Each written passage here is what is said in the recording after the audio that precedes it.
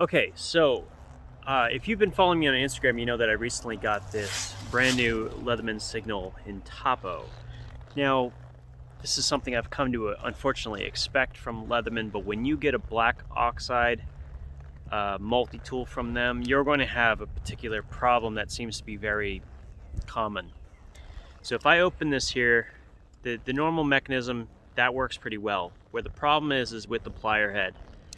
So if you can see, this is very, very tight.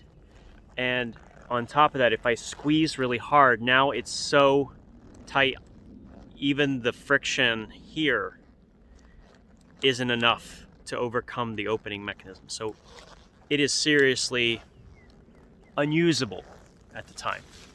So what we're gonna do is I'm gonna show you my way to fix this. And it's sad that I have had to do this a couple of times, but it does work. Here is the Leatherman signal that I carry all the time, the red and the black one. And no problem, works great. And I had this exact problem with the red one. So I do know it does work. I'm trying it for the first time outside using some wooden branches. It's kind of a different process, but in theory it should work. The first thing that I gotta tell you though, number one, the first thing you should never do, ever, when you get a Leatherman multi-tool, is add lubricant to the plier head. That will be disastrous. If you put lubricant on this plier head, you're gonna make your life really hard for no reason, okay? So if you do that, make sure you get some degreaser, get all of the lubricant out of the plier head. It'll really help you. You want it to be as metal on metal as possible. We're gonna have to work this in a little bit. So I'm gonna show you how I'm gonna do this on a branch, and hopefully it should work. We may not get it completely finished, but this would take forever if you were just trying to do it through usage. So we're gonna show you, and then maybe this will work for you. It's pretty forgiving, and it shouldn't break the plier head. So that's kind of the reason why I do it this particular way. You can sit there and you can go like this 1,000 times, and that may get it a little bit better, but this is gonna do that a lot faster. So watch. All right, so we have this little V-shaped branch right here. So this is just under an inch wide. It's probably a little bit too wide for this particular purpose, but it'll work. Something you want somewhere between a 1/2 inch and maybe 3/4. But what we're gonna do is I'm actually gonna clamp this down, and I'm gonna put my fingers up here, and I'm gonna actually twist back and forth, then clamp it, and then move it back and forth. And what that's gonna do is it's gonna hopefully bend the overpeened pivot without breaking it. The wood is soft enough, it shouldn't cause any issue. And I'm gonna take my time with it. When you go out to the edge though, you wanna be careful how far out you go. Obviously the further from the pivot, the more force you can apply. So you need to be more cautious when you have it this far. If you're inside towards the middle, you can torque it a little bit more. So just keep that in mind. And we're also going to keep an eye on to make sure that the two sides, they come together properly. But in the past, I haven't seen a particular issue. The heat treatment on the plier head seems to be pretty good. So unless the heat treatment is absolute garbage, it should work pretty well. So let's go ahead and give us a shot.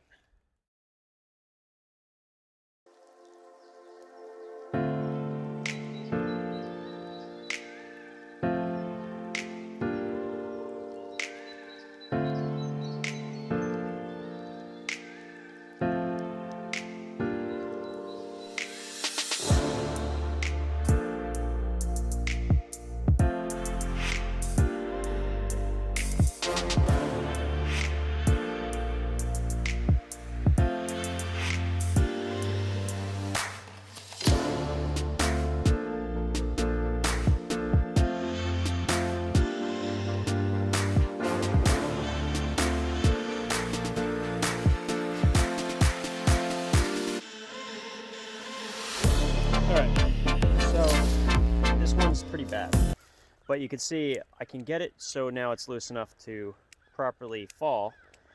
But that's not done. If you squeeze really hard, the question is it loose enough to then be usable that way? Because what happens is when you squeeze it hard, it forces that overpeen pivot to lock in, and that's when it becomes much more difficult. You can see I have a lot more issues now. And one thing you can do is when you get it in this lock position, really work it a lot. See, it's now loose. It's not so tight that I can not get it open. If you can get it to this point, you can then use that force repeatedly to wear down whatever metal is causing the issue. Okay? But if you have lubricant, it's not going to create enough friction for you to create any real progress. So you see, I can already see nasty stuff coming out of the pivot. So it's working. I'm going to go a little further. I'm going to really torque down on it, but we're getting there. We're getting there. Well, we might be able to get it most of the way done in this, so we'll see. So it occurred to me after shooting this that it would have been better had I picked a branch that was much, much thinner. And the reason that would be more effective is the angle of the locked pivot would be bent easier when it's closer to being closed. So the smaller the dowel or branch, if you will, the faster this is going to go. So if you can find something really hard, even a wooden dowel that's really, really hard, use that, because it's going to work far better than what you see here. Now you can tell it went pretty quickly. However, it will be done much better on a thinner branch. Ow. I squeezed so hard I locked up my neck. Anyway, so we're already a little bit better. Now I've locked this up.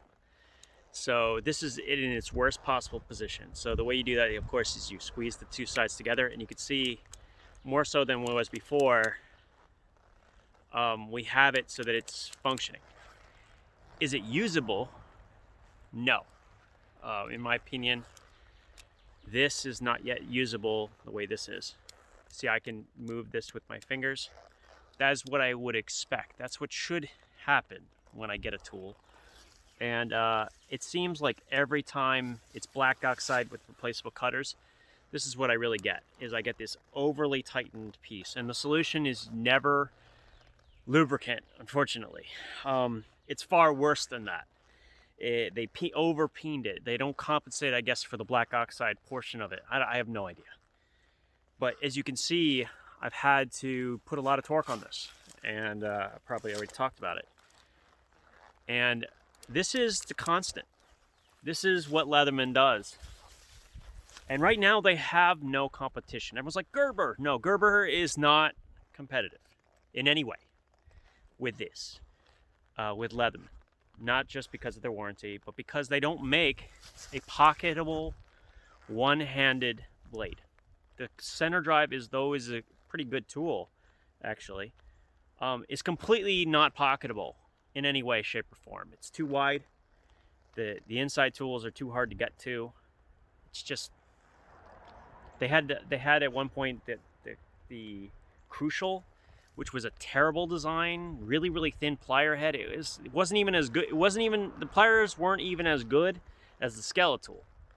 They have yet to make anything like this, where it's one-handed blade on the outside, thin enough, under 8 ounces. It doesn't exist. So for now, we're dealing with this problem as best we can. Now, I may end up still standing this back, because that was a lot of work. And when I did it with the Signal, the red one, that actually got there. What I would have done just there would have been enough. So what it looks like I'm going to have to do, especially as I see stuff coming out of the pivot, is I'm going to have to sit, literally, watch a movie and annoy my wife, and do that non-stop for like a couple hours until I've created enough friction to wear down the black oxide inside the pivot, which shouldn't be there. Okay? This overpeen piece, okay? Could I send it in? Yeah. But I'm not even convinced that they're going to get it the way I want it. So,